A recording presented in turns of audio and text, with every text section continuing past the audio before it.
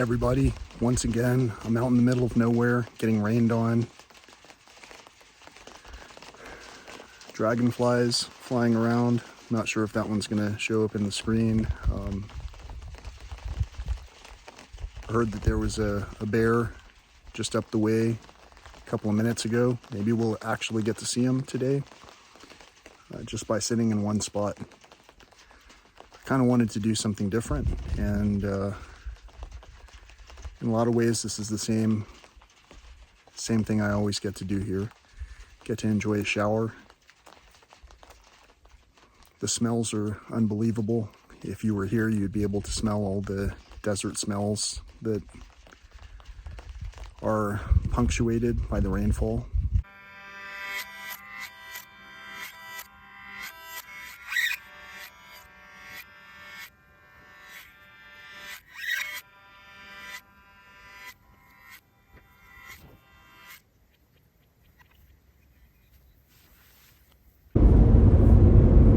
Welcome back, deep thinkers. Do you ever recall a moment in time when you were noticed? Or when you noticed somebody? Do you ever remember seeing for the first time a live concert performance? Have you ever been in a situation where you've met the performer? The performer who you noticed? I wonder often if the true fan of a music can directly associate with whatever it is, the tempo that is being played by someone who also enjoys music.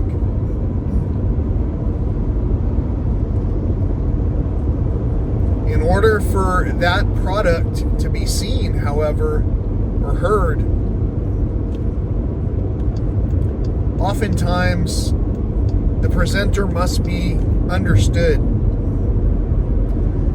in terms of, well, where did this content come from? So, what I'd like to tell you is, traveling to Big Bend National Park is a time-consuming thing. I'm passing a grounded kettle of vultures. There was mostly concrete barriers here. I could barely see what I just was passing. Normally at this time in the day, you'd see vultures circling, taking advantage of the air currents, scanning for carrion, for roadkill. So, I just had a bird fly in front of us, and I passed a rather large piece of debris, cardboard. There's some plastic, a lot of plastic in the field next to me. We're coming up on an intersection, an interchange.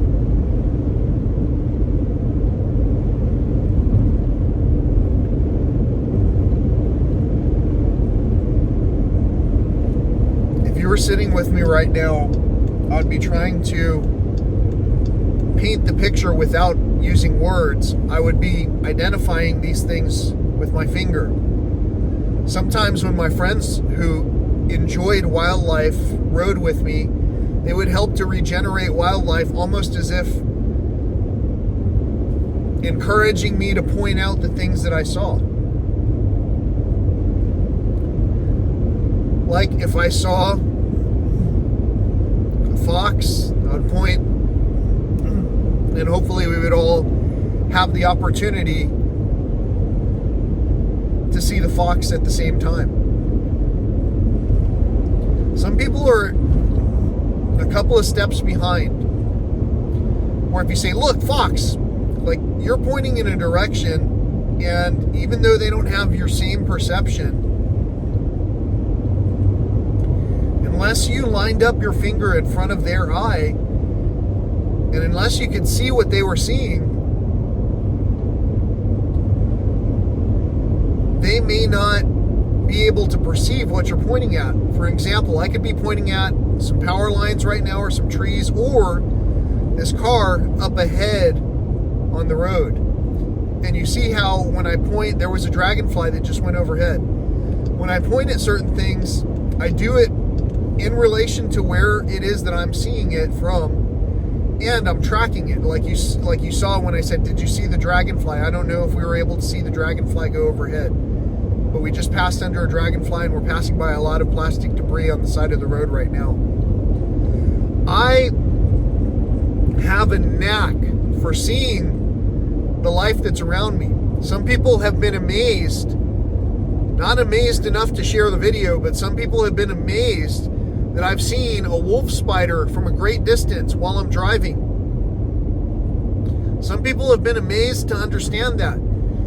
If you take that understanding just a step further, there were 2 dragonflies this time that we passed. There's an 18-wheeler entering the highway.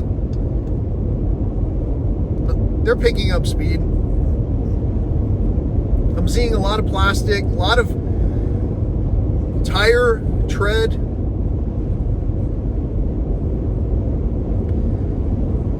And a lot of plastic. In addition to that, I'm not hitting very many insects. And had I been traveling with you right now, fresh from a car wash or something like that, which I typically don't do anymore, although I have to clean my windshield. It can be a safety hazard to not have it clean.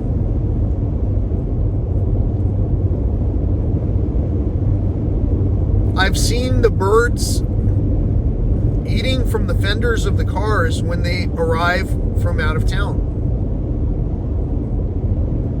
I would be pointing that out. And all of us would be able to acknowledge, many of you have acknowledged, that you're seeing these things, maybe for the first time. But of the majority who have acknowledged what it is that I'm showing and that I'm demonstrating, many people continue to try to lure me off track, to say, well, you need to read a book, or you need to enter this photo contest.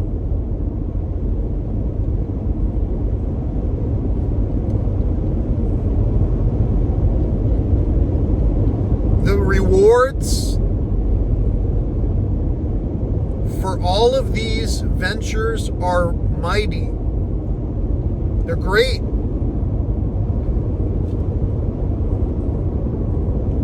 Today I received a recommendation that I enter a photo contest. I really do. I take great photographs.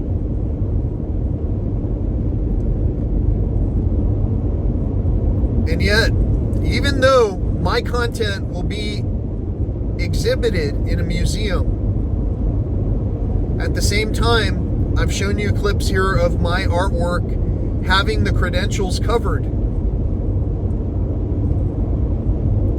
up.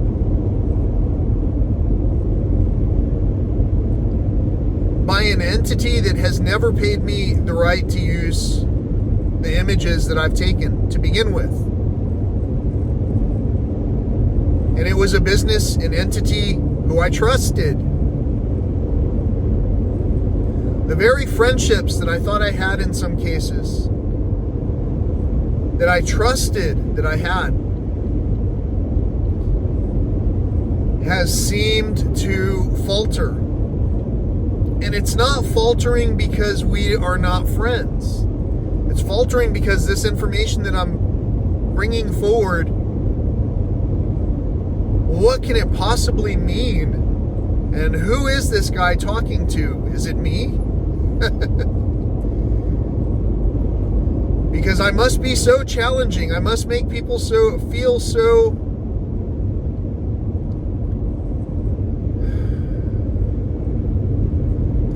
intimidated? I'm probably the least intimidating thing out there. If someone were to want to go toe-to-toe and get into an actual physical confrontation,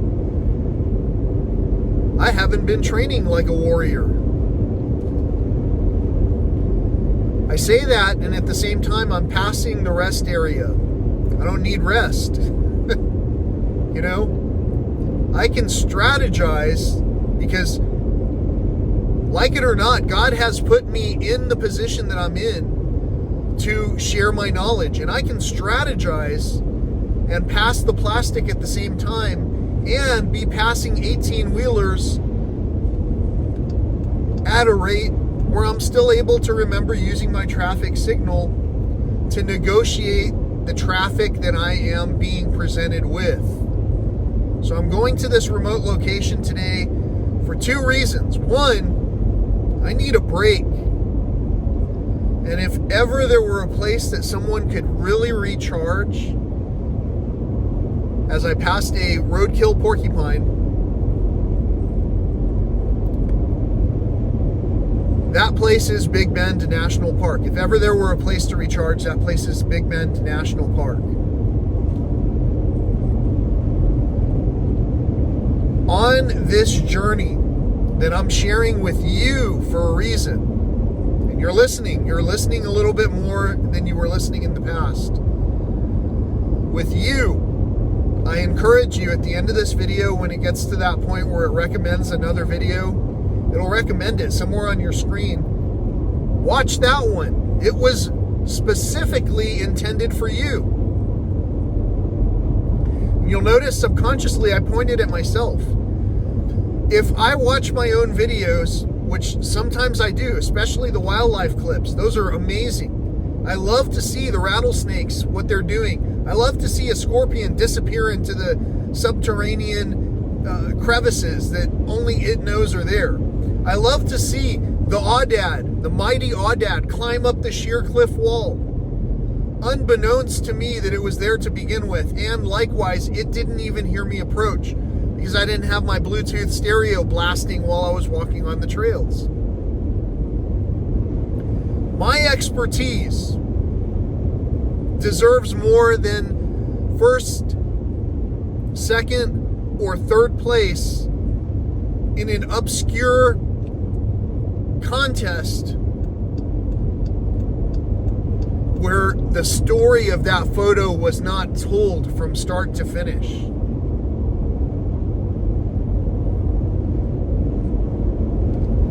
If I were to run a, let's just say, a hotel establishment, I would know that business inside and out. And if someone came to try and cover up the artwork, the credentials to the artwork, to the person who took that picture, I would say that that's a contest as well. I've entered into the contest to tell you I have art in places that I regard highly. And it seems, from my perspective, as if I'm being disregarded highly. So, as we're driving along on this journey and I'm telling you these things, you're able to understand a level of emotion, passion. So when you hear me talking passion, don't feel scared. I'm not angry. I am passionate about this. And if we were suited up, if I had a suit on, you probably would hear me differently. But since I have a Metallica shirt on and I have this beautiful beard, you look at me different. I know. Because when I was trim and close shaven, people looked at me different. People looked at me different based on the vehicles that I've had throughout my life. And I've had a lot of cars. I've probably set the record among my peers as far as who has owned, what number of cars has someone owned over the course of a year? What's the highest number? That would be me, probably. I was on a mission to find the right fit. I just came from the location where I got my oil change. The service was taken care of right then and there. I couldn't be happier. I couldn't be more pleased. In this same service location is an abundance of snacks that come in a lot of packaging.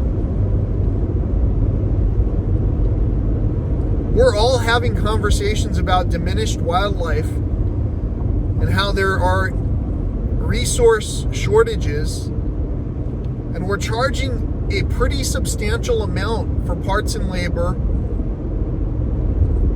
for an amount of votes. And that dollar of votes that's being earned, I think it should be totally given to your work crew. That's why I go to your location.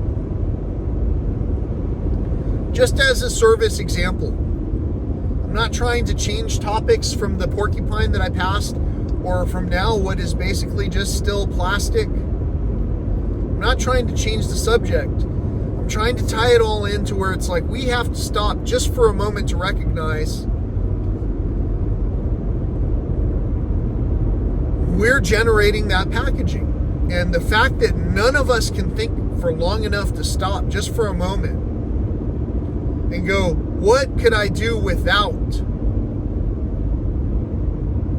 The only thing that I really feel a strong, intense desire for when I think of what I could do without the least, when I'm afraid of having to give up something, that will cause a recurring thought. That's called addiction. My thoughts are typically of losing the connection to communicate with you, which is why you're listening to this. There is nothing that I crave more intensely than having a complete conversation where we recognize what the other person was saying and then go, oh, I had a big misunderstanding right there. I thought you were just talking about this, but really you're talking about the big picture. The big picture is none of us are versed on how exactly our end will come to be. The only certainty that I recognize and that sometimes I speak of, which sometimes can cause people a little bit of discomfort, a little bit of dis-ease, but only if you're absorbing the energy the wrong way. Sometimes medicine is bitter. When you consume that medicine, you become all the wiser. And you don't even need to have done anything except for really listen to become wiser.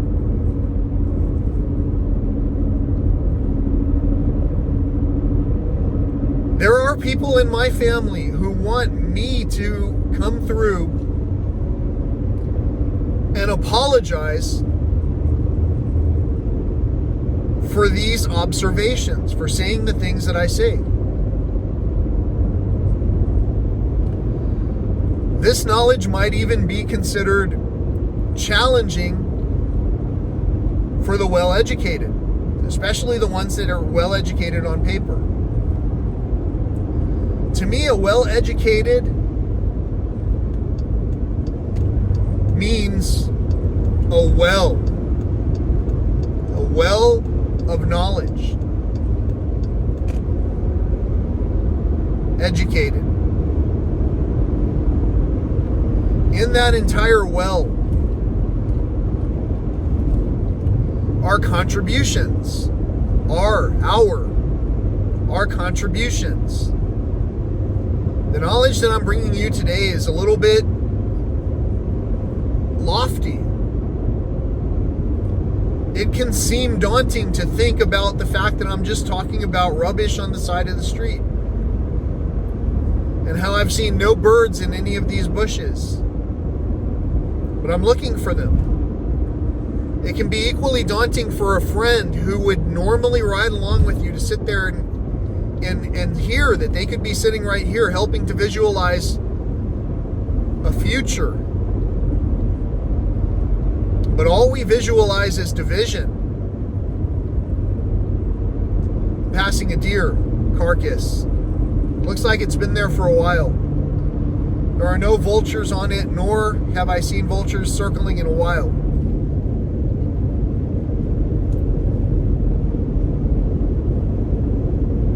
What things are doing is persevering down to the bare, minuscule amounts of life while we pass by all the idle gossip, all the idle debris waiting to be picked back up and turned back into a resource.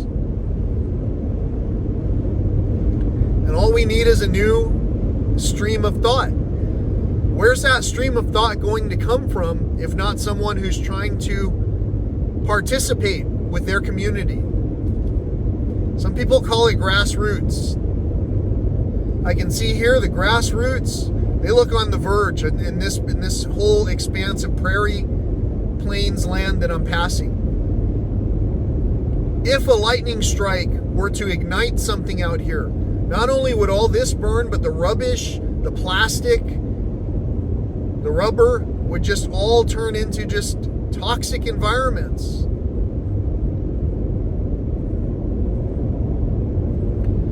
How many of our families have become toxic environments? Are you still paying attention going, is this just for me?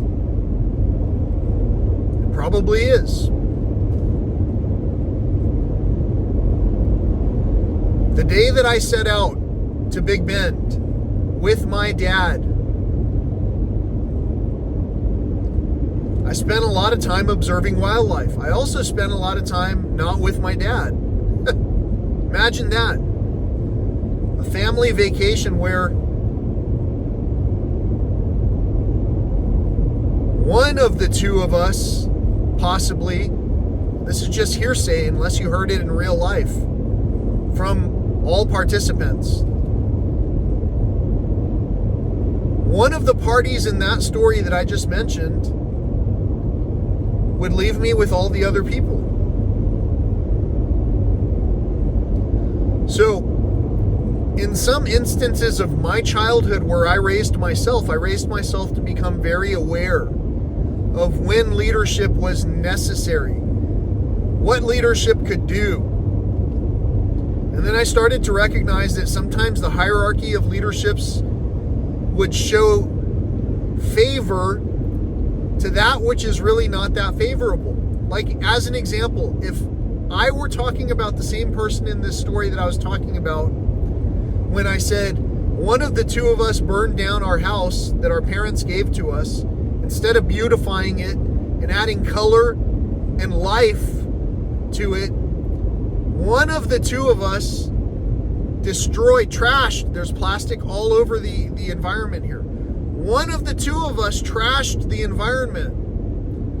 When we start talking about responsibility like that, and when I recognize, hey, I'm carrying 1 cooler worth of food for these next several days, and it's got to last me, and I've got to find a way to make it last. And it's got to last because these are resources.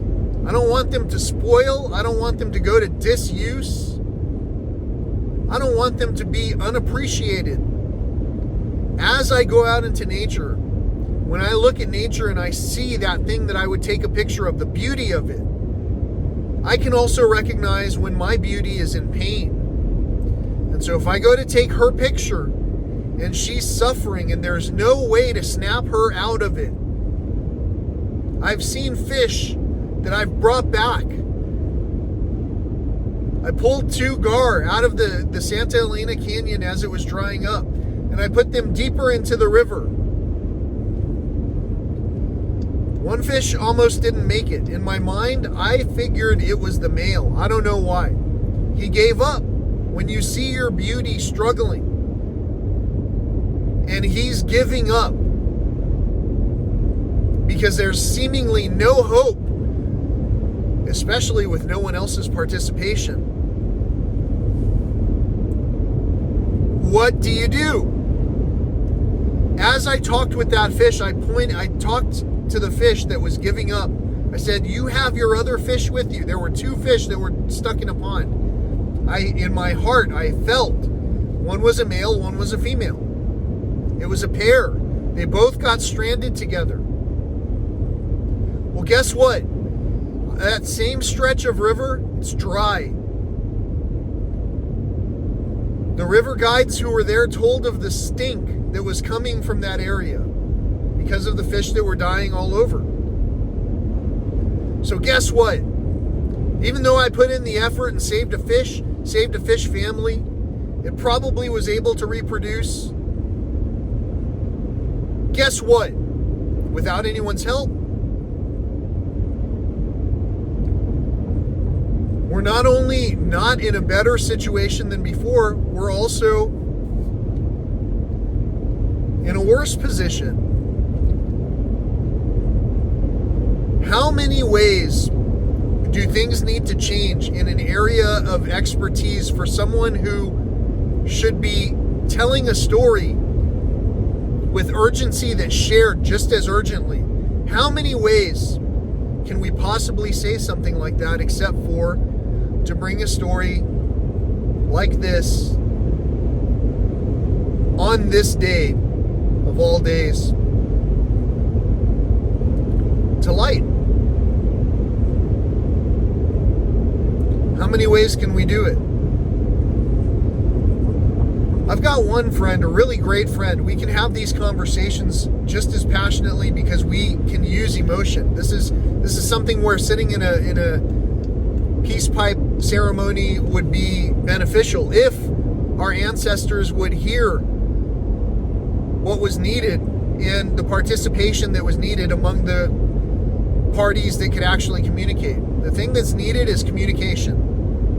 Communication goes 2 ways. In one case, I am talking, and in another case, you're listening. But if you're not listening in my passionate voice with the emotions that I have, you're giving it life that's different. Some people might say I'm saying a manifesto or using too many words or ranting. But I don't feel like I'm ranting. I feel like everything I'm saying is perfectly coherent. You're listening on and on for these words for some reason. We had a coming to Jesus moment, so to speak. There was some truth, and there must have been some error in the mix that's being uncovered so that the cream can rise to the top.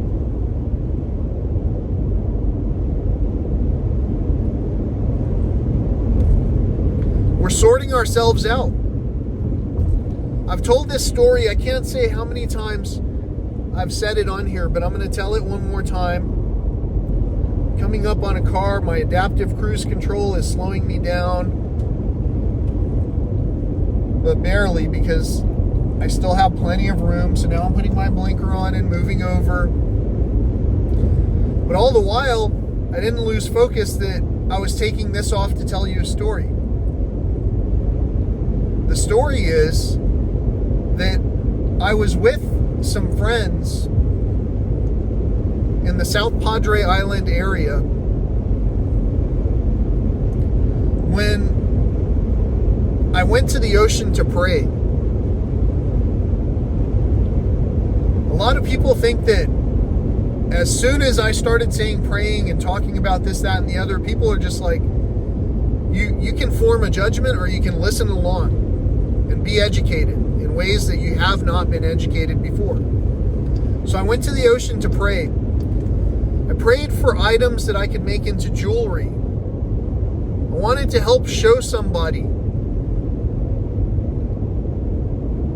what was possible when you believed in what you were saying, when you practiced what you were preaching. When you abide by society's rules and follow the guidelines, legally is very close to the same as morally. It's not exactly the same, though. For an example, let's say, and I'm going to use terms here that are just very standard. Let's say you had a homeless crowd who were close to an area under an underpass, and that crowd was hungry. And let's say that you had a vendor who at the end of every day, the unsold product they took there and they just went to town feeding the homeless. Legally and morally might not be the same thing, because legally I've seen incidents just like that where the person, the vendor giving out the items, was cited, was ticketed, was fined because they hadn't taken out a permit to do that. You have to pay money to do something nice legally. Morally, someone should pay them who are feeding the homeless. The homeless are the voiceless, the ones without the voice, just like Mother Nature. Mother Nature doesn't have a voice without our passionate crew.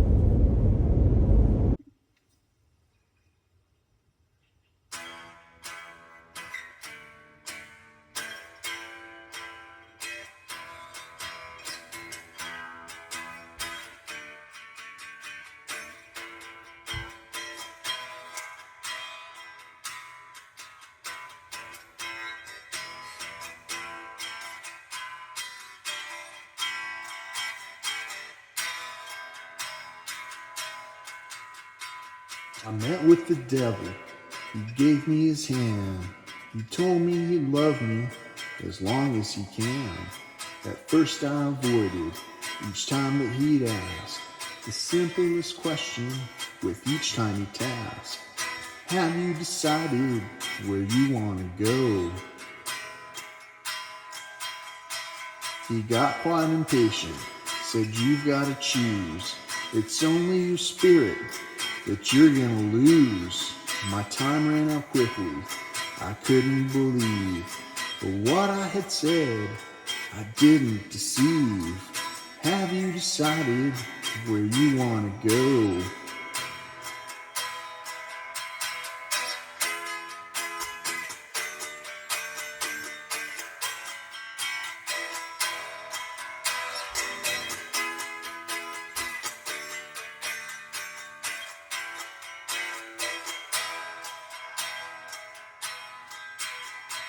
I said to the devil, I'm staying right here.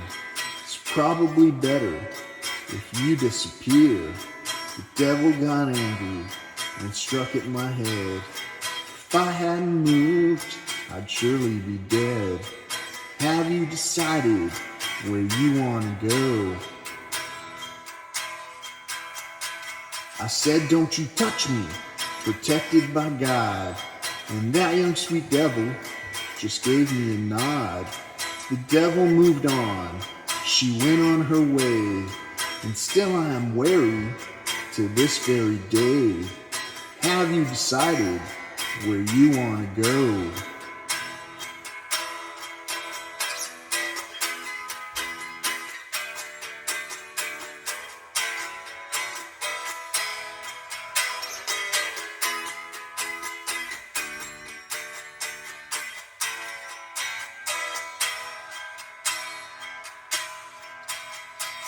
The devil is tricky, he's dealing in harm. To show up his beauty is part of her charm. Have you decided where you want to go? Have you decided, do you even know? Do you know?